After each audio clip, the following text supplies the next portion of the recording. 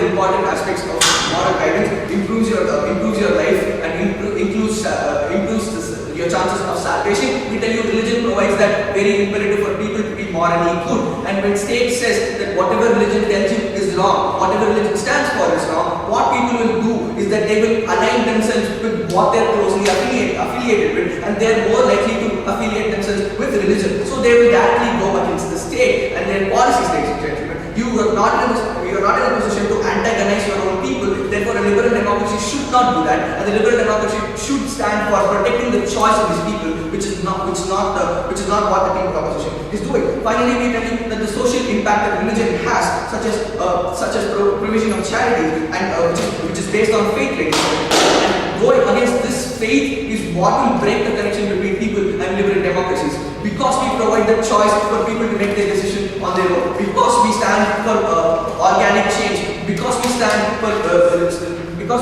the principles of liberal democracies, we are proud voters.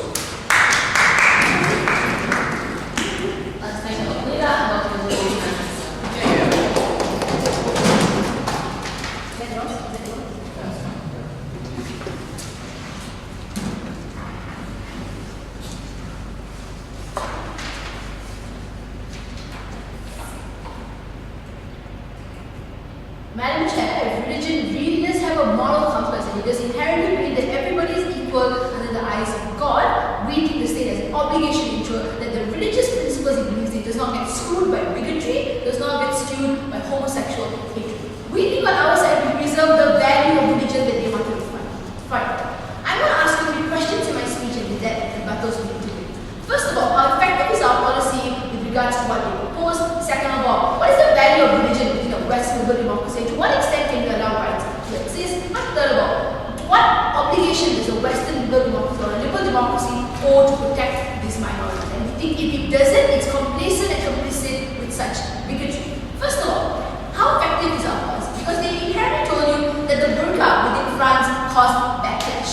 We agree to this, Madam Chair. We think the most bigoted individuals will definitely have backlash against this society. But what did they do to France? They improved A, security measures within airports, B, women within France were able to this, so they were willing to adapt to wearing the hijab, for example. We think religion can always adapt to fit state norms. Second of all, hobby lobby. He said that hobby lobby was inherently radicalized by religious individuals. That's status quo. When the state does not intervene and individuals are radicalized by religious congregations and radicalized by communities that have no counter-narrative. So we think on our side, we provide a counter-narrative to such horribly strong lobby groups. So we think on your side, we don't solve anything at all. Then under this, we say, well, in education, it wouldn't make a difference. It makes a difference for several reasons. Number one, we think children are the most vulnerable and manipulatable individuals. That's the same reason we have special laws to protect children. That's the same reason we think we put them into education with multitude of reasons. Because we think the dynamics of your communication vastly affects the way you think.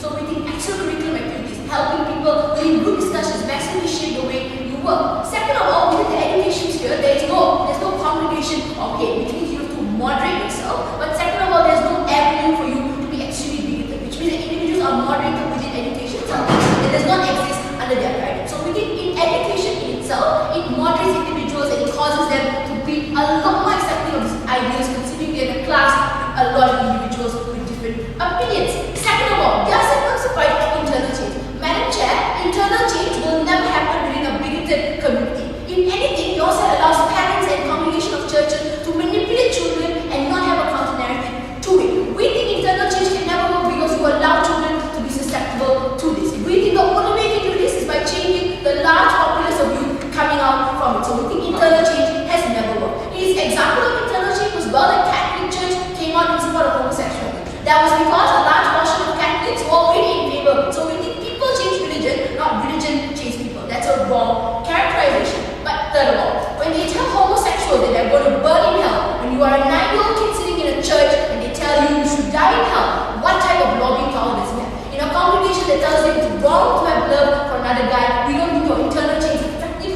let alone existed. But last of all, he said parents will move to faith schools where we have little to no regulation. Let's make it very clear, states have a regulation over all schools, over private universities, the same way we have it in any other nation. And we also think education is a social bacterium. That's why we have quotas for races in a lot of liberal democracies, quota for women, and we have gender quotas. We think think education has always been a social bacteria because of its influence that it has. But last of all, we think faith-based schools and religion-based schools are perfectly fine, so long as you don't promote something that harms a minority. So we think religious rights are contingent on who you affect, and if it affects a minority or it affects a population, that right is circumvented. Second question is, how much is the value of religion? Because this is a very flippant example or analysis that gives. The freedom of religion is unlimited. We should allow the choice for individuals to do so. Madam Chair, we don't allow things like terrorism out of free will. We don't allow you to hurt another person because we think it's the most morally correct thing. So we think religion might be subjective, but the way we treat people is an objective thing that we need to draw the line, and we don't think we can individualize the person's right. But second of all, we also think that the belief system of the individual or the church as an organization is only useful to the state so long as it follows state principle. If it isn't, we ban such things. For example, within France, we ban Scientology because it excludes poor people, because it excludes a large portion, and it brainwashes individuals into believing they're supremacists. The same way we ban the Ku Klux Klan because the individuals are not in line with state policies, and when your freedom of association leads to harming third parties, you'll circumvent that right. But last of all, he said that our policy prevents charitable giving. We still think churches will be able to be charitable because inherently they want to help the poor. Our side does not prevent or lobby for you not to help the poor, so we think that's still something that can occur on our side. But last of all, we think if religion wants to be a moral compass and it wants to be a moral guidance to individuals, the state does not disallow this. The state always promotes religion as something you should be able to be a part of, but we think there's a line in which we should draw to whether or not that is a benefit or not. The third question I'm going to ask in this debate is, why do you think the Western liberal democracies has an obligation to protect the minorities within the circumstances and shape religion in the most neutral manner, and explain to you why they set the precedents for the countries outside the liberal democracies? But before that, yes. Why do you think turning people against religion is the answer to social cohesion? Okay, we need to make this very clear. My first speaker already mentioned this. We are alright with religion so long as it promotes salvation, hope, and despair, treating people like brothers. Those are things that are fine. But if it tells you to lynch Matthew Shepard, for example, that's not something we're alright with. We think that's something which the state should never stay neutral about. So them saying that the state should provide all types of narratives is staying neutral. We think that allows for bigots to clamp on the narratives and clamp on what is right and what's wrong. Let's talk about the duty to protect the minorities and why we think this extends to precedents internationally.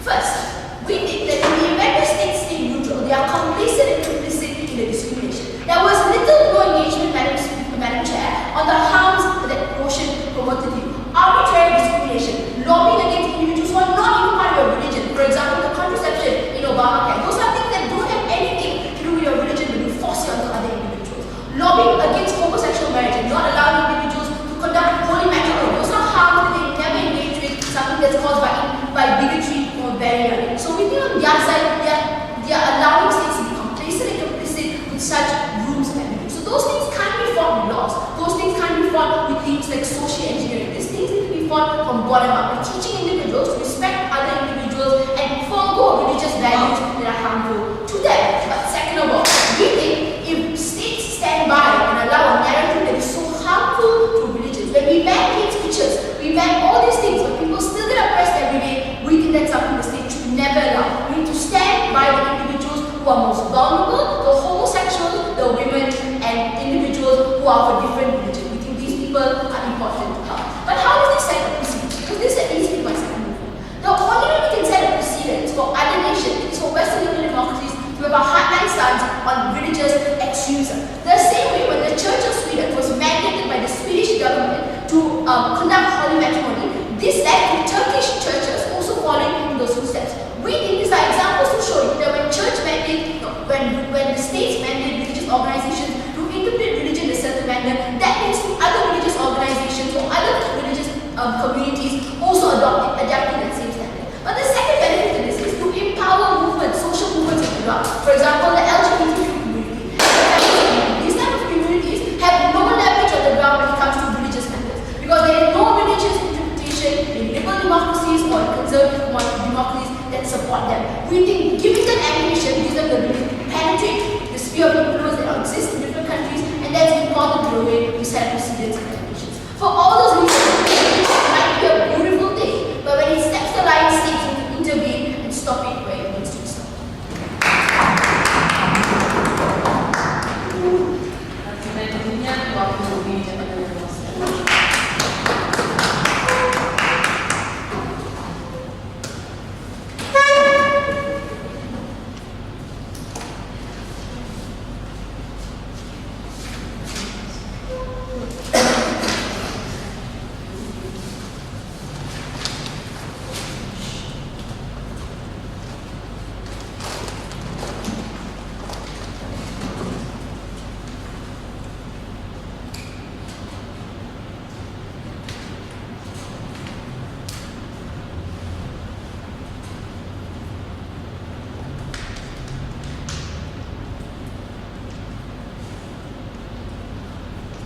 it's quite funny on their side of the house when they tell us, well, right now we don't have this policy, and already these religious lobbies are using so much of money